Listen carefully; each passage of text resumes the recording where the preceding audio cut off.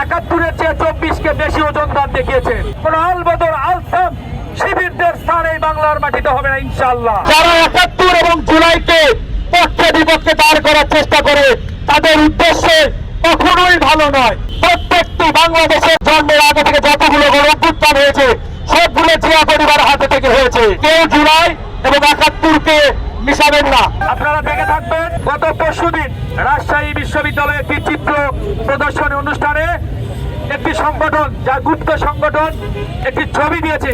দাঁড়িপাল্লায় তারা এক পাশে 24, এক পাশে মহান মুক্তিযুদ্ধ 71-কে দেখিয়েছে, কিন্তু সেখানে তারা 71-এর চেয়ে 24-কে বেশি ওজনদার দেখিয়েছে।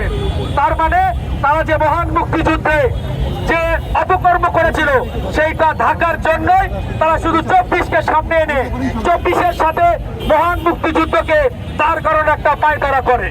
কিন্তু এই বাংলার মাটিতে কোনোদিনই কোনো ফ্যাসিস্ট, কোনো অপকর্মকারী, কোনো আলবদর আলসাম শিবিরদের স্থান এই বাংলার মাটিতে হবে না ইনশাআল্লাহ। আমার নেতা জনাব তারেক রহমান প্রথম থেকেই বলে আসছে বাংলাদেশ ফার্স্ট।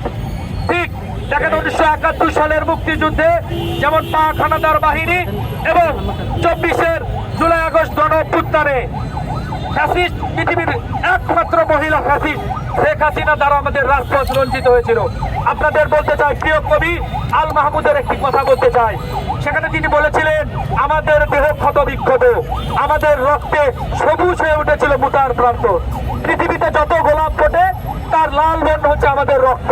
30 লক্ষ শহীদ হয়েছিলেন এবং 2 লক্ষ মা বোনের ইজ্জত ধারণ হয়েছিল, এবং 24-এর গণঅভ্যুত্থানে যে হাজার হাজার নেতা কর্মীকে গুলি করে হত্যা করা হয়েছে সেই রক্তই হচ্ছে সেই গোলাপের লাল বর্ণ।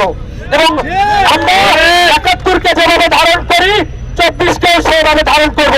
আমাদের নেতা বলেছেন যে জুলাইয়ের প্রত্যেকটি দাবি এই বিএনপি সরকার পূরণ করবে এবং পূরণ করবে।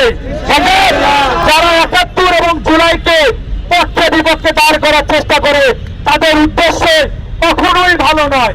তারা সবসময় বাংলাদেশকে অন্য রাষ্ট্রের কাছে বিকিয়ে দিতে চায়, কিন্তু বাংলাদেশ জাতীয়তাবাদী আদর্শে যারা উদ্বুদ্ধ তারা কখনোই বাংলাদেশকে অন্য রাষ্ট্রের অধীনে যেতে দেবে না। মহান মুক্তিযুদ্ধে যেমন জিয়া পরিবারের শহীদ জিয়া বলেছিলেন, উই রিভোল্ট, 90 ইসলাম বিরোধী আন্দোলন যখন খালেদা জিয়া মাঠে ছিলেন, 24-এর গণঅভ্যুত্থানে ঠিক আমার নেতা জনাব তারেক রহমান মাঠে ছিলেন। অতএব প্রত্যেকটি বাংলাদেশের জন্মের পর থেকে, জন্মের আগে থেকে যতগুলো গণঅভ্যুত্থান হয়েছে সবগুলো জিয়া পরিবার হাতে থেকে হয়েছে। কেউ যদি দেশ বিক্রি দেওয়ার, দেশ বিক্রি করার ধান্দা করে তাদেরকে ছাত্র সমাজ রুখে দেবে। আজকে আপনাদের মাঝে এটুকু বলতে চাই যে কেউ জুলাই এবং 71-কে মিশাবেন না। দুই পাট, আমরা দুইটাকে ধারণ করব এবং আগামীর বাংলাদেশকে এগিয়ে নেব, এবং সবার আগে বাংলাদেশ ফার্স্ট এই স্লোগান নিয়ে এগিয়ে যাবো। সবাই